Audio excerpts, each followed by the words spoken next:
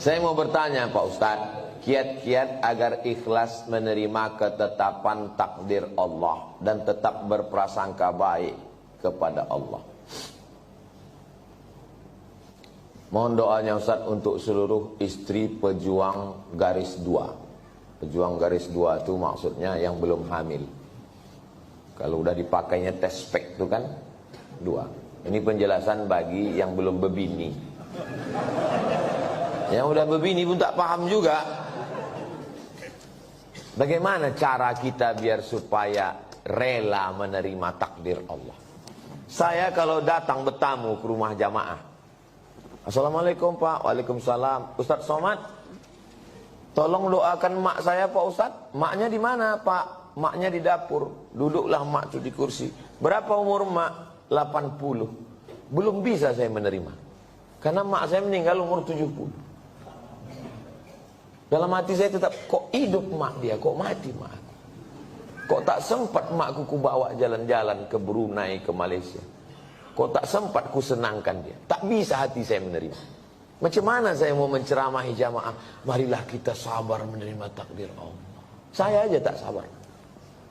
Tapi cara Allah menghibur saya, habis saya tausiah datang ibu-ibu. Ustadz, tolong doakan keponakan saya. Keponakan ibu ini kenapa? Ayahnya meninggal, emaknya meninggal, dia hidup sebatang kara. Anak SD kelas 2. Oh, sempat aku serumah 11 tahun sama emakku. Dari 2008 ke 2019. Ini budak nih, kelas 2 SD sebatang kara. Ternyata yang membuat kita bisa sabar itu adalah ketika membandingkan dengan mereka. Begitu cara Allah mengajar saya. Ayat tak mempan, hadis tak mempan. Kenapa tak? Saya yang menceramah, saya yang nyuruh orang sabar. Tak bisa saya terima. Tapi begitu dijumpakan Allah, oh rupanya. Maka diantaranya yang membuat kita kuat ini adalah dengan memperbanyak bercerita dengan orang.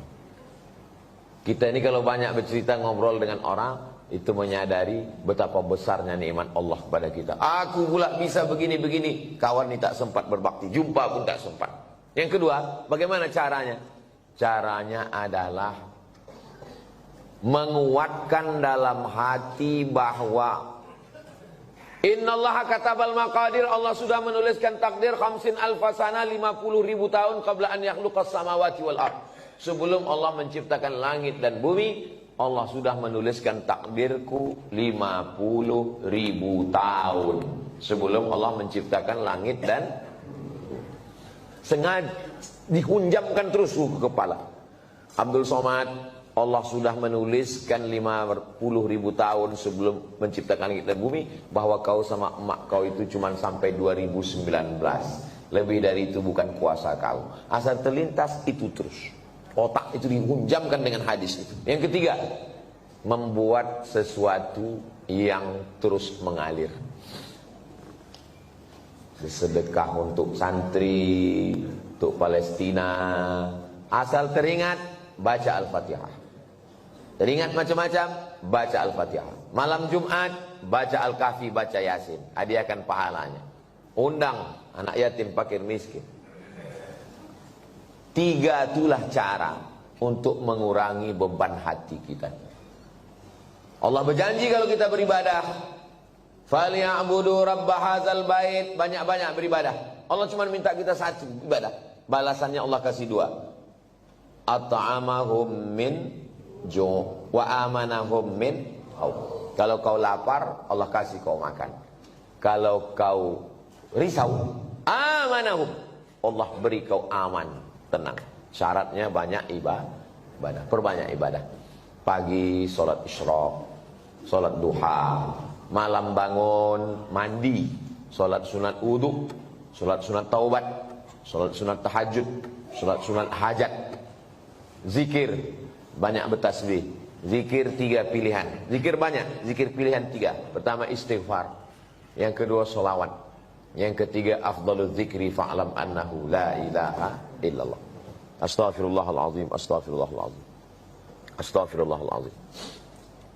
Kalau tuan membeli peniti jangan ditusukkan ke sayur kubis.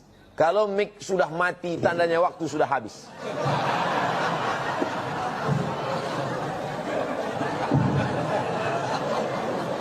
Kalau Tuhan membeli peniti, jangan dicucukkan ke sayur kubis. Kalau mik sudah mati-mati, tanda waktu sudah habis. Di akhir majelis mari kita sama berdoa kepada Allah, supaya Allah menjadikan hati kita ini ridha menerima takdir Allah Subhanahu wa taala. Tapi usaha tak pernah berhenti. Yang belum berjodoh terus berusaha, mudah-mudahan dapat jodohnya. Yang belum garis dua terus berusaha, makan toge, makan kacang-kacang, makan sayur, berdoa. Nabi Ibrahim alaihissalam baru lahir anak Ismail umur 86 tahun. 86 tahun baru dapat anak Ismail. Istrinya yang diponis mandul namanya Sarah, rupanya mengandung setelah Ismail umur 13 tahun. Waktu itu umur Nabi Ibrahim 99 tahun. Akhirnya punya anak. Waktu anak itu lahir, tersenyum Nabi Ibrahim. Karena udah diponis orang istrinya mandul takkan punya anak. Senyum dia. Senyum itu bahasa Yahudinya Yitzhak, bahasa Arabnya Yithak. Maka dikasihnya nama anak itu Ishak. Ishak itu artinya tersenyum bahagia. Saking kan lucunya cara Allah ingin menguji seorang hamba. Tak ada yang sulit. Innama amruhu iza arada syai'an ayaqula lahu kun. Tak ada yang sulit bagi Allah. Allah cuma ingin menengok air matamu tumpah di tengah malam.